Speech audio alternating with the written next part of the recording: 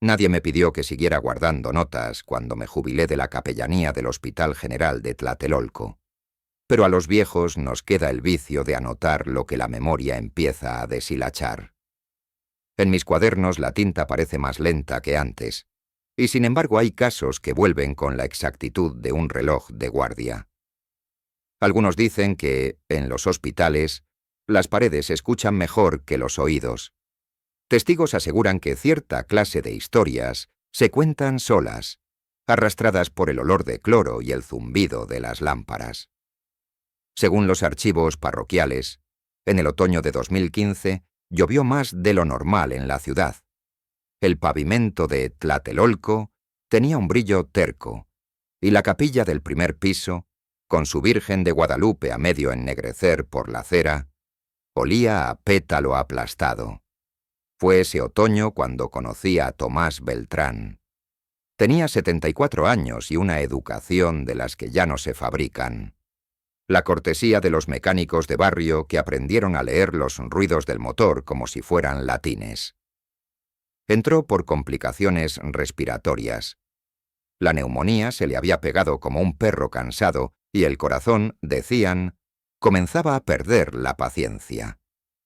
Cuando lo vi por primera vez, ya estaba instalado en la 312, una de esas habitaciones dobles que los planos prometen luminosas, pero la noche convierte en estrechos compartimientos de murmullos. La cama junto a la ventana estaba vacía. La otra, la suya, se defendía con un crucifijo pequeño colgado en la baranda y una bolsa de suero que goteaba con disciplina. La enfermera de noche, Lucía Ríos, tenía la serenidad práctica de quien ha visto demasiadas alarmas falsas para asustarse con la penumbra. Me la crucé en el pasillo esa tarde. Acomodaba una caja de guantes como quien alisa una sábana. «El señor Beltrán se tranquiliza cuando usted pasa, padre», me dijo más tarde, sin mirar del todo, como si no quisiera desarmar el equilibrio del turno. «No hablamos de fe, ni de milagros. En los hospitales, la fe entra por los intersticios de la rutina cuando nadie la nombra». Tomás me aceptó sin ceremonia. Le gustaba que le describiera el patio de la capilla, las macetas con bugambilias cansadas, las bancas donde a veces amanecían vasos de unicel con café de máquina. Me contó, con esa forma de contar que usan los que ya observaron sus propias manos con detención, que la noche anterior había soñado con un patio parecido y que alguien, un hombre vestido de blanco, se había sentado al borde de una cama vacía. No había miedo en su relato, apenas una extrañeza dócil. Me habló como si supiera qué decir sin decir mucho. Resumió. No recuerdo que me lo dijera con esas palabras exactas. Según mis notas, lo llamó visita silenciosa. Algunos colegas atribuyen esas percepciones al cóctel de medicamentos, al cansancio, a la fiebre. No discuto. Las causas inmediatas rara vez tienen paciencia para oír lo que les contradice. Pero en mis cuadernos hay un patrón que no me pertenece.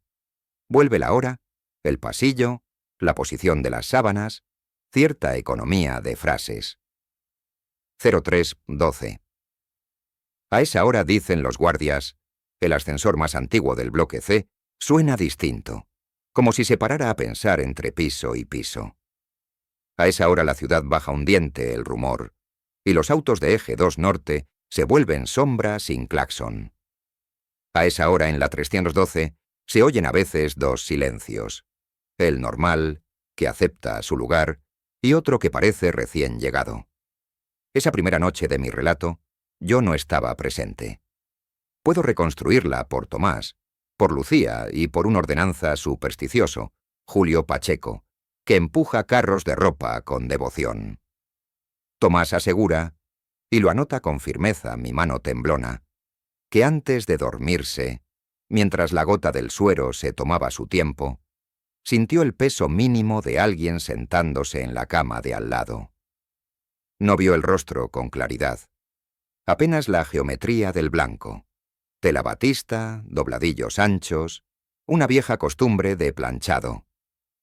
Ninguna voz alta, solo una frase que, según muchos testimonios antiguos, se repetía en ese hospital desde antes de que yo llegara a la capellanía. No estás solo.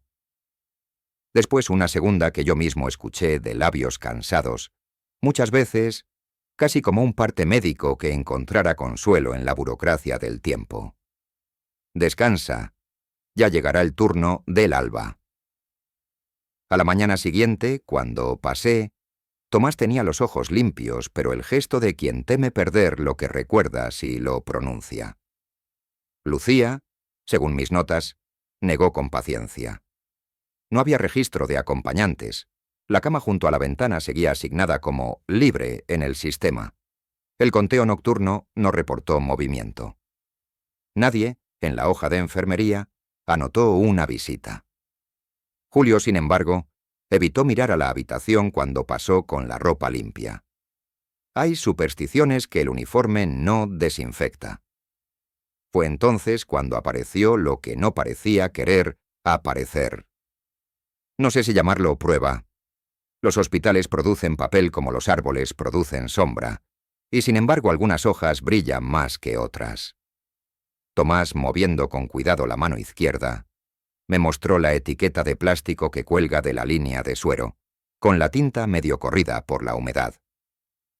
En el reverso, con una letra principiante, alguien había escrito con bolígrafo azul lo mismo que él decía haber oído.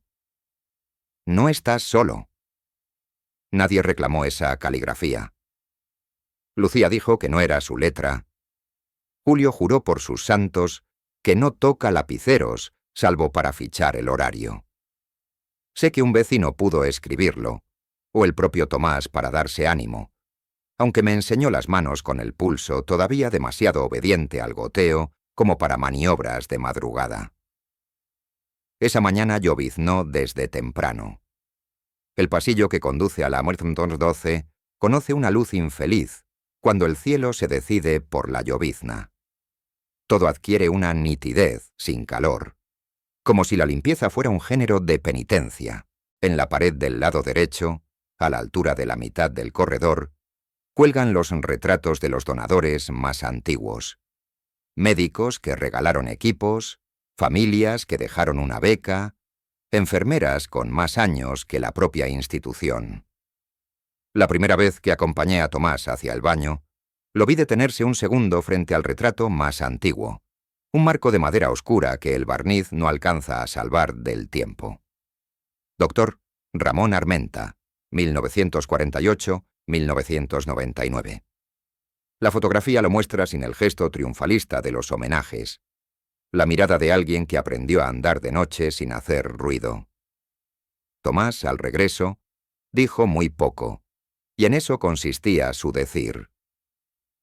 Anoté que señaló el retrato con la barbilla, un gesto casi escolar, y murmuró que el timbre del «no estás solo» era parecido al de su profesor de taller cuando le corregía el oído mecánico. Afirmación sin aspavientos, una compañía que no pide ser agradecida. No afirmo que Tomás reconociera una voz. Los oídos enfermos son más plásticos que los sanos, y el recuerdo ajusta moldes a la urgencia. Pero algunos dicen que el doctor Armenta, desaparecido en 1999 después de una guardia larga, era de los que preferían sentarse en silencio a la cabecera cuando el aire faltaba, porque a veces, aseguraba él según una carta que conservo, lo único que se puede pasarle a un paciente es un poco de calma. La carta escrita a pluma termina con una fórmula que yo leí 1000 veces sin notarla. Turno del alba. Nunca supe si lo consideraba un turno real o un modo de nombrar ese hiato en el que la noche se desata y el día, todavía sin cuerpo, ocupa una silla. La segunda noche que yo considero parte de la primera sección de esta historia, así las organizo en mis cuadernos, el hospital fue fiel a sus ruidos. Las ruedas del carro de medicamentos dijeron su estribillo en las baldosas del cruce de pasillos. En ultrasonido alguien dejó una radio encendida con boleros. En urgencias, un muchacho apretó demasiado la boca para respirar mejor. Yo recé vísperas en la capilla con 2 mujeres que pedían por sus maridos, y después subí con el aceite de enfermos en el bolsillo, por si acaso. Tomás no pidió sacramentos, pidió tiempo. A veces el aceite pesa innecesario. Aprendí a guardarlo como se guarda un talismán. Le prometí, porque los viejos prometemos cosas pequeñas que sí cumplimos, que pasaría después de la medianoche.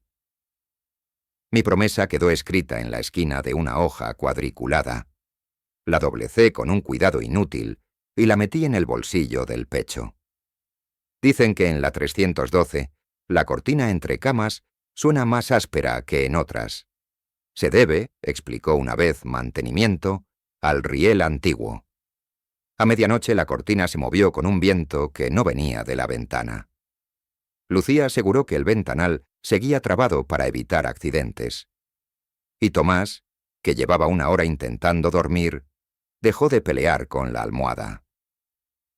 En mis notas se lee que al asomar por la puerta, noté un orden más deliberado en la cama vacía, como si alguien hubiera alisado la sábana para no dejar marca. No hablo de fantasmas. Hablo del modo en que una cama dice «estoy lista», sin decirlo. Me senté a los pies de Tomás, sin rezos ni agua bendita, como quien acompaña una noche que aún no ha decidido de qué lado está. 03/12. El reloj digital del monitor parece elegir esa hora por gusto. El goteo del suero aprendió a no marcarla. En el registro de seguridad, lo supe después, la cámara que cubre el tramo del pasillo frente a la 312 perdió definición durante 8 minutos. Un estatismo de nieve vieja, puntos que no caen, como si alguien hubiera pasado un paño húmedo por la lente. No fue un apagón. Las demás cámaras siguieron obedientes.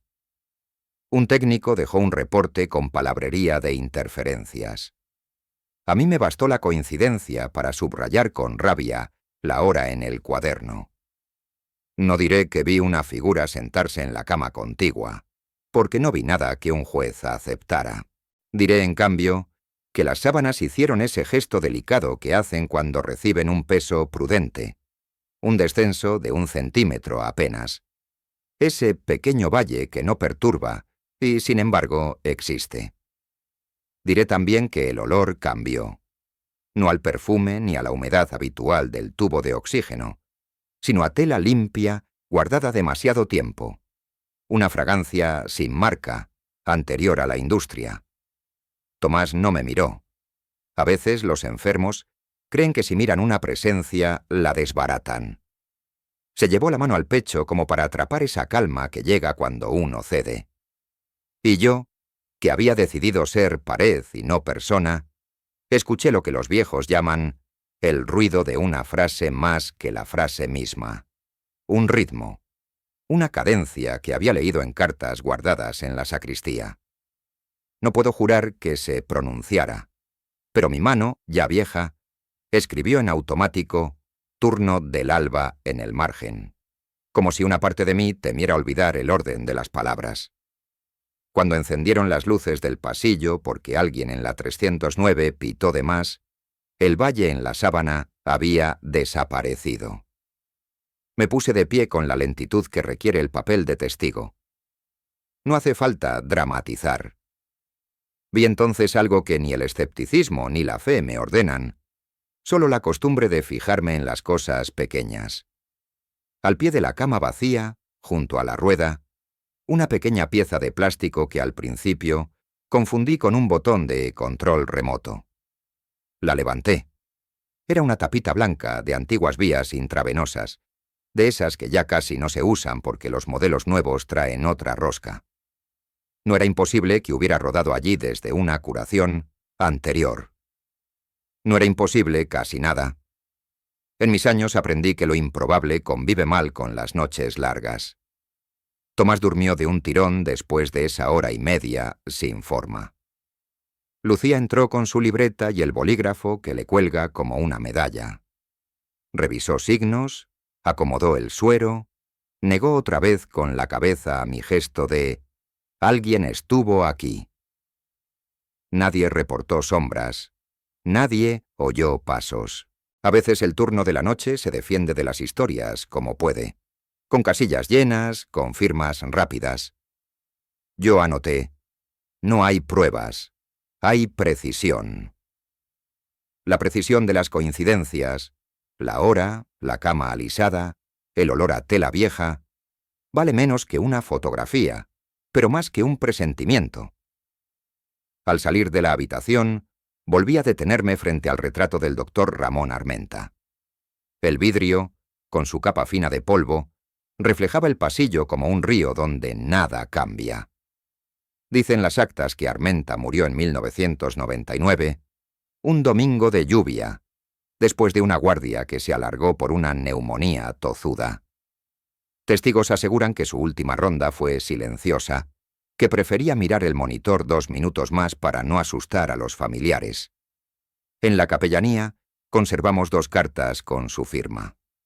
En la primera, agradece una donación de oxímetros.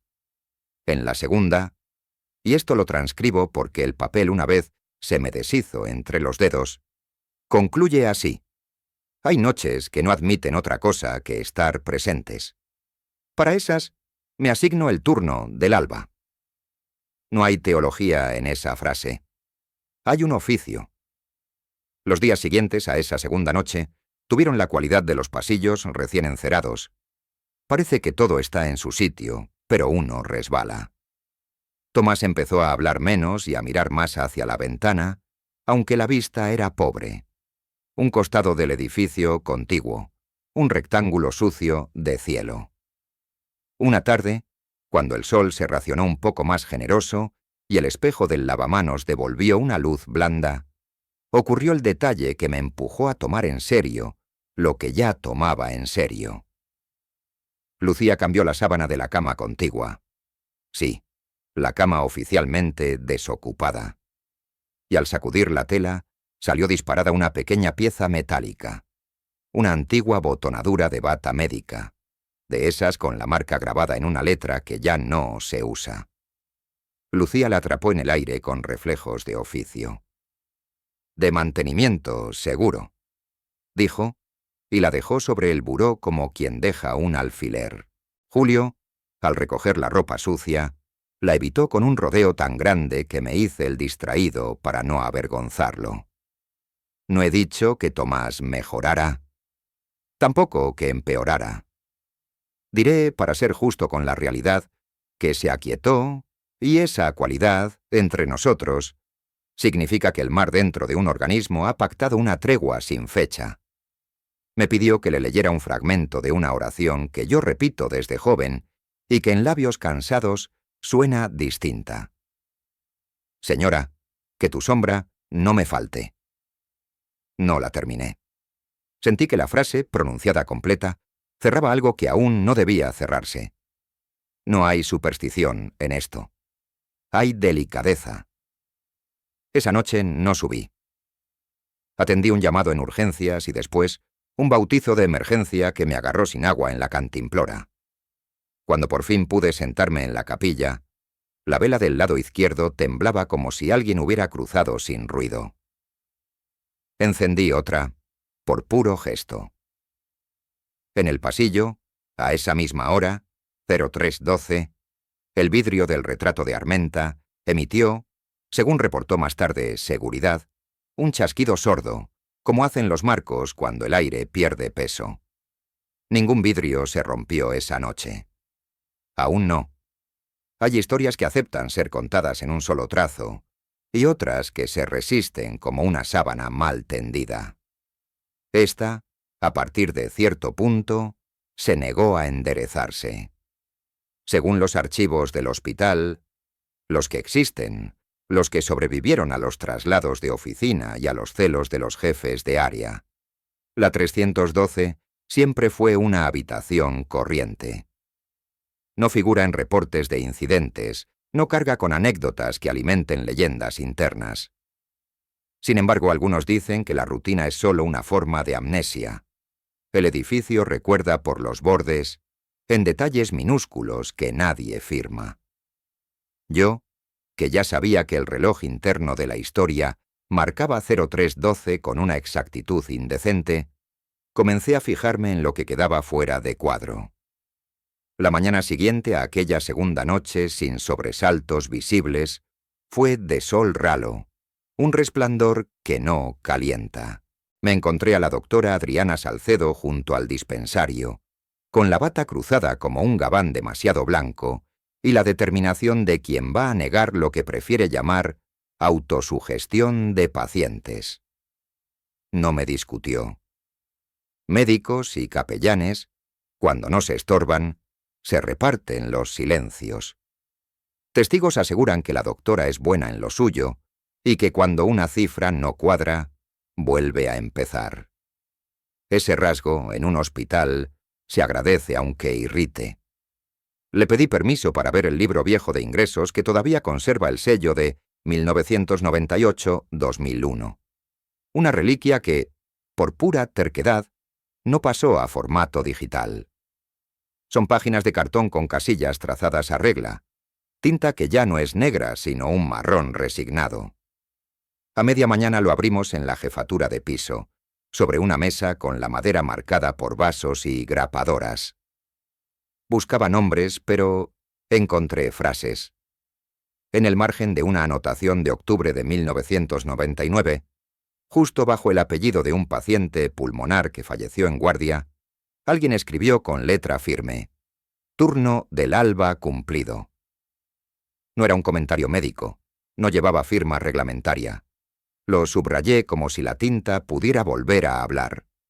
La doctora torció el gesto, esa mueca que usan los clínicos para no reírse de los curas.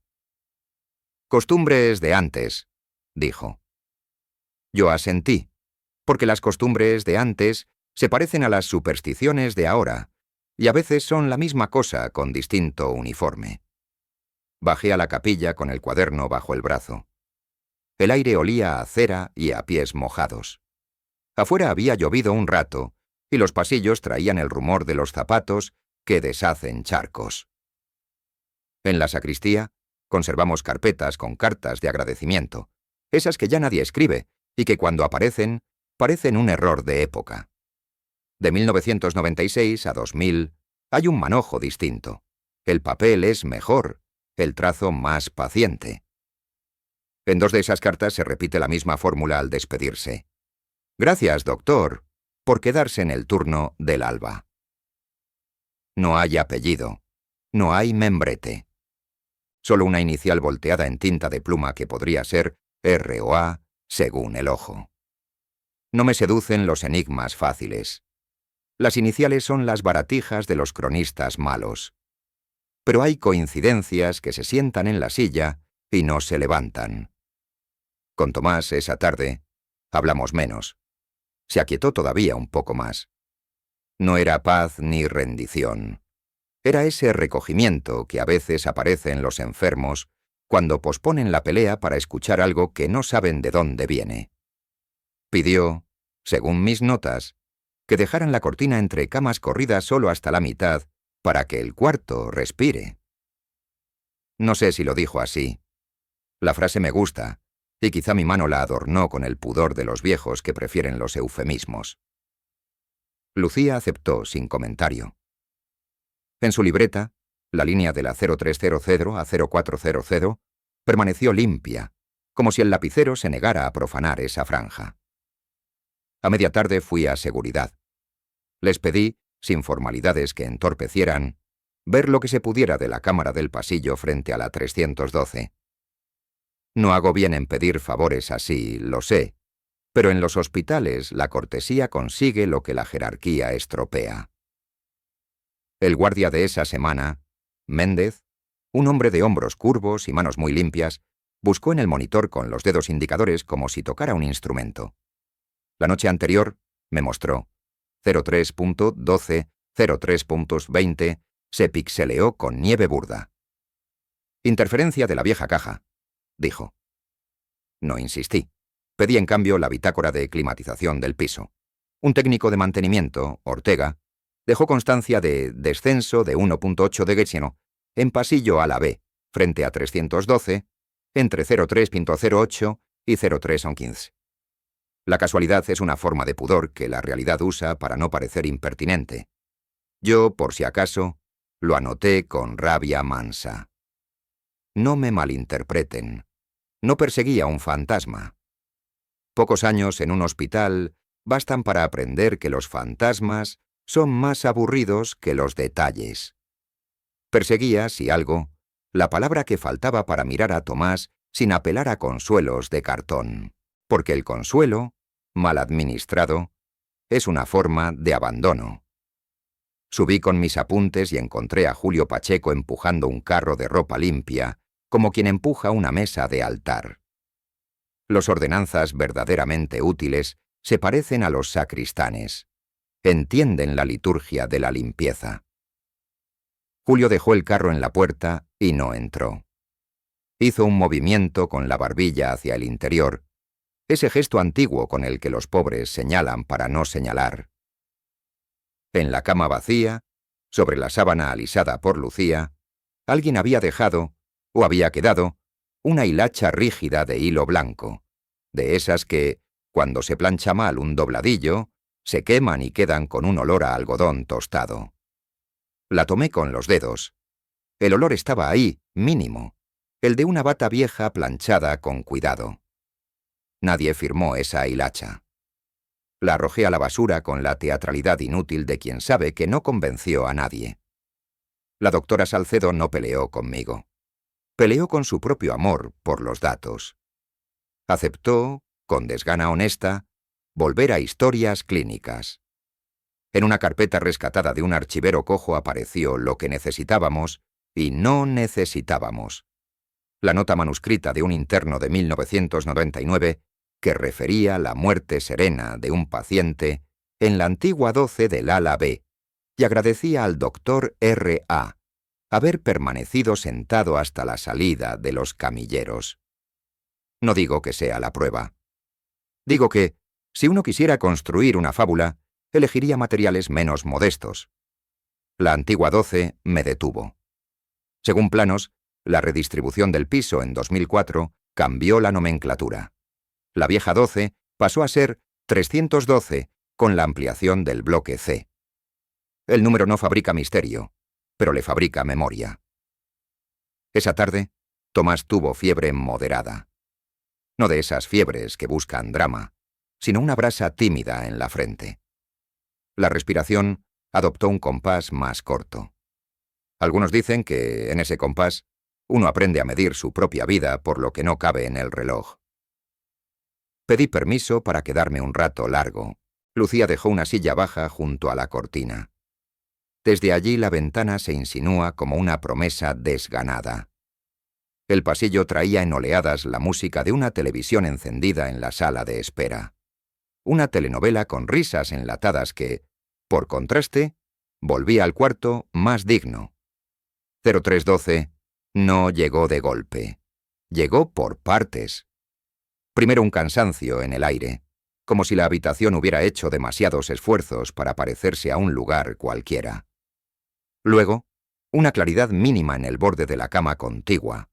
Una claridad sin fuente, del tipo de luz que deja un carro de medicamentos cuando pasa y ya no está. El ruido fue el mismo de la noche anterior. Nada que el oído pueda citar ante un jurado. Todo lo que el cuerpo reconoce como presencia discreta. Tomás, a quien yo creía dormido, movió apenas la comisura de la boca. La idea de sonrisa me pareció impropia y aún así la anoté. No se oyeron palabras, pero la cadencia regresó. ¿No la frase? ¿La forma de la frase? Uno que ha dicho Padre Nuestros en habitaciones donde la muerte es una señora impuntual. Aprende a distinguir los ritmos aunque no entienda los idiomas. Después, una de esas minucias que irritan a los incrédulos peores que yo. El estribo metálico de la cama vacía marcó en su cromado una abolladura fresca, un golpe corto como de rodilla educada, el gesto de quien se sienta y ajusta. A la luz pálida de la lámpara, la mella brilló con vanidad de detalle nuevo. Me acerqué lo suficiente para ver en el borde un polvo microscópico como de tiza. Con la yema del dedo, lo probé. No sabría decir qué era, pero no era yeso del muro. Había además olor. No al sudor de los vivos ni al químico de los desinfectantes, sino ese rastro frío que dejan las prendas muy bien lavadas y muy bien guardadas, lavadas a mano, si se me permite el prejuicio. No hablo de milagros. Hablo de constancias diminutas que, juntas, arman una frase. Tomás respiró más hondo y el monitor, como un alumno avergonzado, decidió acompañarlo con discreción. Quise rezar y no recé. Quise tocarle la frente y no la toqué. Hay actos que asustan al orden escondido de una habitación. A las 03:18, la puerta del pasillo, esa que cierra mal porque el resorte acumula polvo, se abrió 1 centímetro con un suspiro corto y se cerró de inmediato, como si un cuerpo que no empuja hubiera dudado. Méndez, lo supe después, registró un bache de señal en el sensor de movimiento. Ortega, el de mantenimiento, escribió en su hoja: pequeña caída de tensión en el circuito 3B. Normaliza en segundos. Sé que la electricidad hace esas canalladas. Sé también que la hora es un cerco invisible en el que algunos hechos menores se agrupan. La mañana llegó cansada. Lucía, con el cabello apretado en una coleta que debía de doler, no quiso mirar el estribo. Julio, buen hombre, bendijo el umbral con la mirada baja. La doctora Salcedo apretó los labios y preguntó por síntomas. Hablamos de oxígeno, de hemoglobina, de saturación. Evitamos, yo también, las palabras que no curan. De mi bolsillo cayó, sin ganas, la tapita blanca que había recogido la noche anterior. Rodó hasta la pata de la cama como si buscara continuidad. La recogí. No hay símbolo que aguante el ridículo. Ese día me pareció un juguete. La segunda mitad del día se sentó en la habitación como un familiar discreto. Tomás pidió, o yo entendí que pidió, que no apagáramos del todo la luz de la pared. La penumbra, cuando está bien calibrada, consuela más que cualquier rezo. Pensé en hablarle de la carta donde un viejo doctor agradecía el turno del alba, pero decidí callarlo. Tenía miedo de que la historia se volviera sobre sí misma antes de tiempo, como esas telenovelas que matan a su mejor personaje en el capítulo 8. Con tiempo libre forzado, bajé de nuevo a los retratos del pasillo. El del doctor Ramón Armenta seguía donde siempre, con el vidrio entero y el marco decente. Me acerqué más que otras veces. En la esquina inferior derecha, pegada con cinta amarillenta, había una tarjeta opaca que a simple vista parece el número de inventario. Me fijé en la caligrafía torpe del 12, manoseado, y pensé en la antigua numeración. Dicen que la memoria del edificio se encarna en esos papelitos que nadie retira por pereza. Yo digo que los edificios son analfabetos con muy buena intuición, y que algún empleado pegó esa tarjeta sin saber que estaba catalogando un eco. Esa noche no había misa. No había nacimientos ni bautizos improvisados que me robaran las manos. Volví a subir con el aceite y lo dejé en el bolsillo. No iba a administrarlo. Iba a estar. Los hospitales, como los puentes, necesitan guardianes mudos a ciertas horas. A la 03:00 me senté en la silla baja y esperé como esperan los vigilantes que han aprendido a no toser. El monitor marcaba un ritmo razonable. El suero, una obediencia. A las 03:07, de la sala de espera llegó el eco de una maquinita expendedora que se tragaba monedas sin dar café.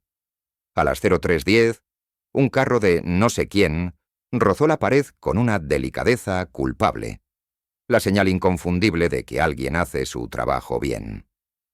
A las 03:12, el mundo se acomodó 1 milímetro. No digo que entrara nadie. Digo que algo, una costumbre, una tarea, un oficio, tomó su lugar. La cama contigua se modeló un poco. La sábana dibujó la sombra exacta de un muslo que no estaba. El aire perdió medio grado.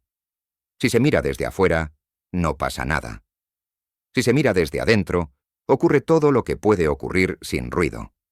Y en ese todo sin ruido, nació, otra vez, la frase sin frase. No estás solo. No la oí con las orejas. La oí con la parte del cuerpo que pertenece al oficio. Me quedé quieto como un trapo. Tomás no sonrió esta vez. Respiró con un desahogo breve, como quien recibe una instrucción y la cumple. Testigos aseguran que los viejos obedecen mejor en la madrugada. Cuando el silencio cambió de nombre, no sabría explicarlo de otra forma. Yo abrí mi cuaderno y escribí, sin adorno, mañana preguntar por planos 2004, buscar firma RA, revisar carta de 1996. La agenda es la fe de los que dudan bien. Luego me llevé la mano al bolsillo y toqué el aceite. No lo saqué. Algunas presencias se ofenden con las ceremonias. La luz del pasillo se encendió porque un sensor mal calibrado decidió trabajar. Entró Lucía con su libreta. No me preguntó nada. Me ofreció un vaso de agua como quien sella un pacto. «Se ve bien», dijo sin pronunciar nombre. Yo asentí, porque en ese minuto se veía bien. Después, cuando los relojes buscan pretextos para acelerar, Julio pasó con la ropa limpia y dejó sin querer una sábana doblada sobre la cama vacía. La sábana quedó ahí más de lo prudente. Nadie la movió. Yo pensé en retirarla y no lo hice.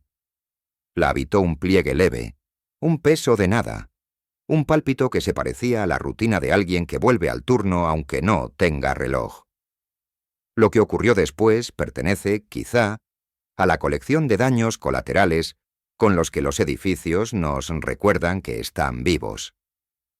En el pasillo, el marco del doctor Armenta, según me informó Seguridad a media mañana, emitió un crujido seco y el vidrio se venció hacia adentro medio centímetro, lo justo para liberar una esquina donde alguien, años atrás, había guardado un papel. No cayó todavía. Quedó a la vista como un párpado. Méndez lo vio en la ronda y anotó «posible desprendimiento, llamar a mantenimiento». Ortega puso «sin riesgo inmediato». Algunos dicen que hay objetos que eligen su hora para caer. No sé si los objetos eligen. Sé que las historias sí. Ese mismo día, al mediodía, la doctora Salcedo aceptó, tal vez por cansancio, tal vez porque los datos son tercos, revisar los planos de 2004. Yo sostuve la carpeta mientras ella cruzaba líneas con un lápiz de mina dura. Allí estaba, la antigua 12, reconfigurada como 312 con la apertura de la ala C. Un comentario al margen, con letra de administrador que no entiende la poesía que escribe, decía: «Conservar placa de donación, Dr. R. Armenta».